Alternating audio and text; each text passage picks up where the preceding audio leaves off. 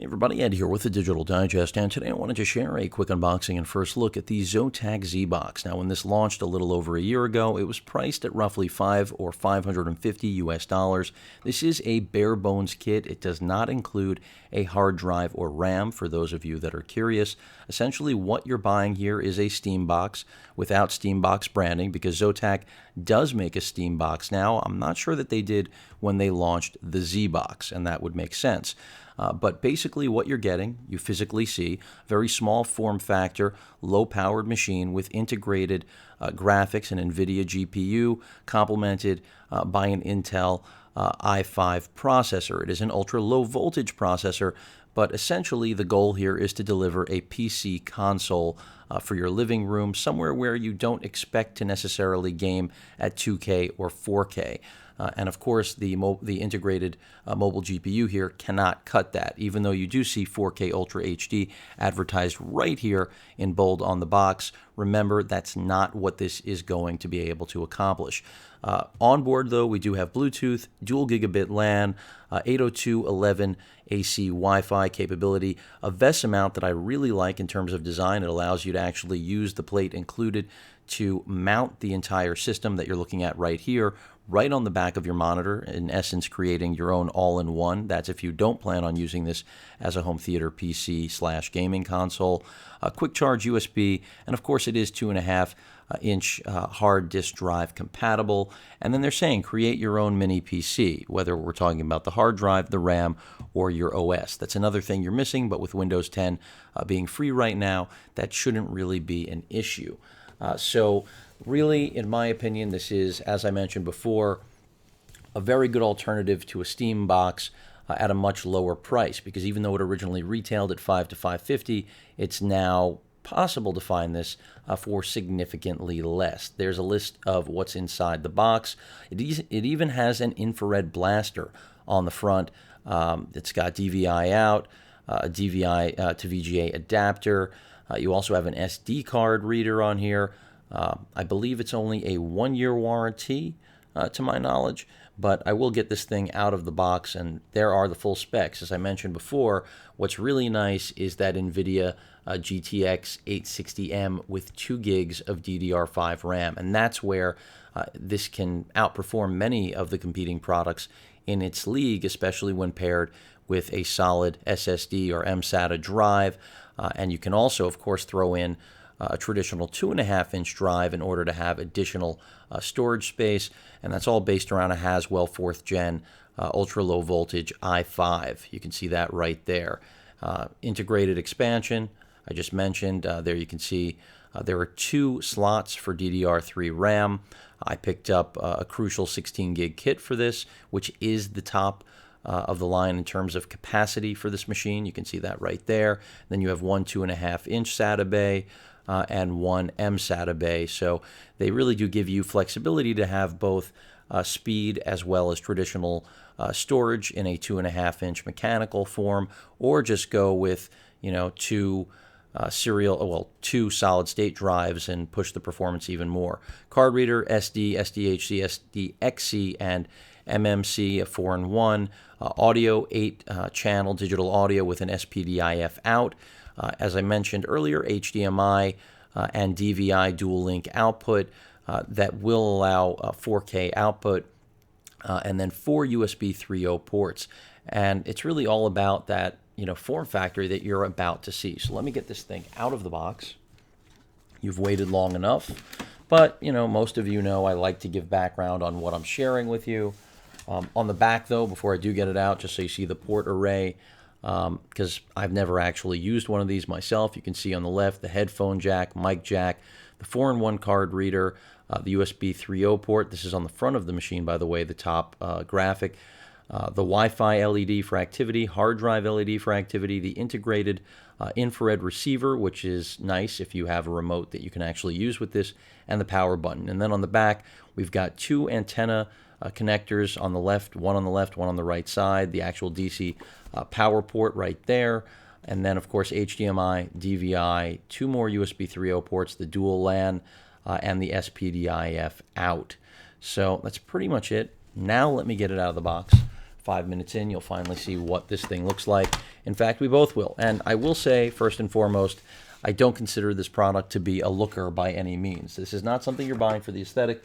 In fact, I think ZOTAC knew that, which is why they included the ability to actually mount this thing with the VESA mount of from your monitor. Because if you aren't a hardcore gamer and you are looking for something versatile though that will be able to game at a very affordable price, that's exactly what something like this establishes or allows you to do, is what I mean to say. So first, let's take a look at this, which is likely going to be our power brick right here,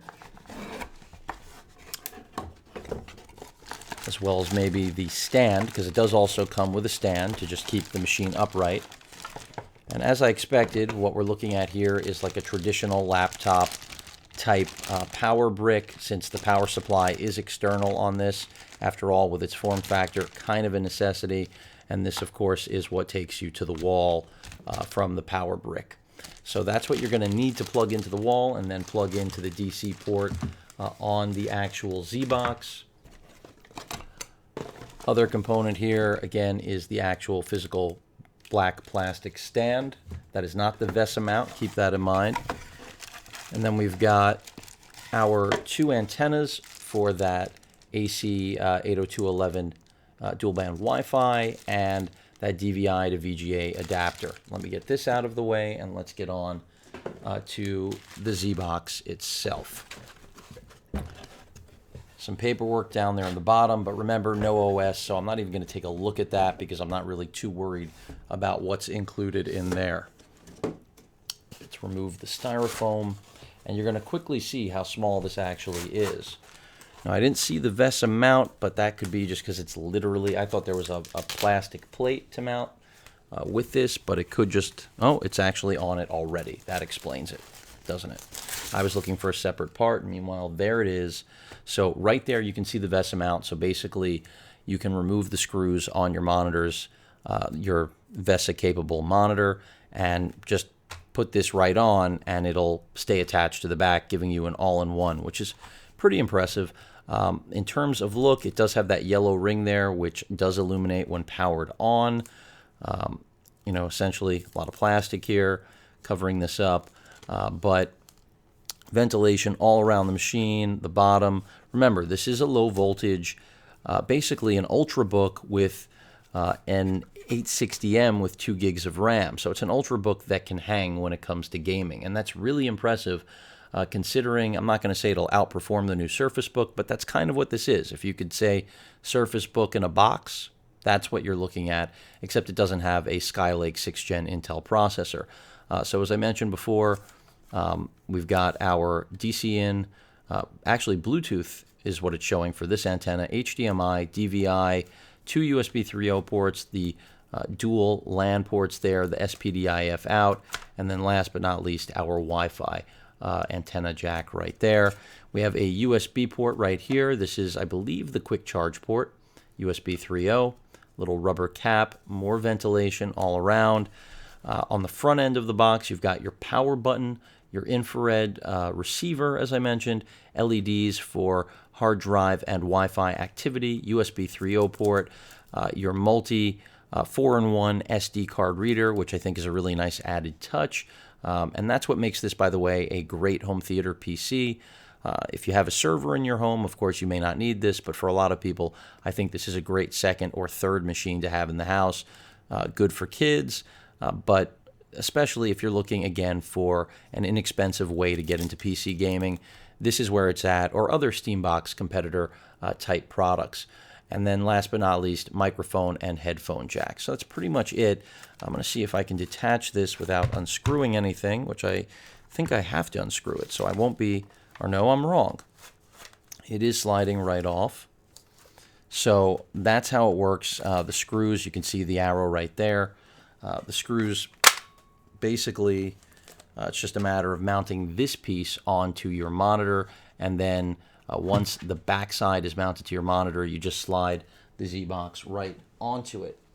And again, just giving you a better look at the ZBox now, sans all the other gear, you get a real idea of its form factor. And again, the fact that this is sitting in the palm or palms of my hands here. It's an impressive little machine. All plastic build for the most part, but again, very curious to see how it performs. I'm expecting to be able to play current titles at 1080p with the SSD I'll drop in here and the 16 gigs of DDR3 1600 RAM I don't know if I'll get 1080p on Ultra. I don't think that, but at least on high settings, because that 860M is competent, especially with 2 gigs of DDR5 RAM. That's something that you won't find in a lot of GPUs from a couple of years ago. So really an admission that the GPU is definitely far more important when it comes to video playback, including 4K, which is why this wears a 4K Ultra HD sticker, than the i5 ultra low voltage chip that is the brain powering this entire machine. So remember, even though it doesn't include RAM, inexpensive. I just shared a Crucial 16 gig kit that I'm literally going to be using for this. SSD is also really inexpensive, even if you decide to go up to 1 terabyte these days, only a little over $200, but why do that when you can pick up a 240 or 500 for anywhere from, I would say, $50, $60 to $130, depending on the quality of the SSD you want. And you do have 2 drive capability here between the 2.5-inch bay and the mSATA, so it's really up to you what you want to do with that. I'm curious what the Wi-Fi performance will be like, but anyone who's gaming, of course, is going to want to use a wired connection. But that pretty much covers the ZOTAC ZBOX. Not the, again, most beautiful machine that I've seen in its class. I'm a big fan of the Alienware Steambox. The Steambox itself isn't shabby either, but at the price, very difficult to beat this right now, in my opinion, especially since the components it's missing, OS, hard drive, and RAM, are so inexpensive, OS free. So if you're going with Windows 10, which there's no reason not to, in my opinion, it definitely delivers in every way. So a lot to like here, but of course I'll be updating you all on my experience with the ZBox, and then you can determine for yourself whether or not it's worth the what should now be discounted sale price that you're going to see it here during the holiday season. Any questions or comments, please feel free to post them. And of course, as usual, please feel free to subscribe. Later.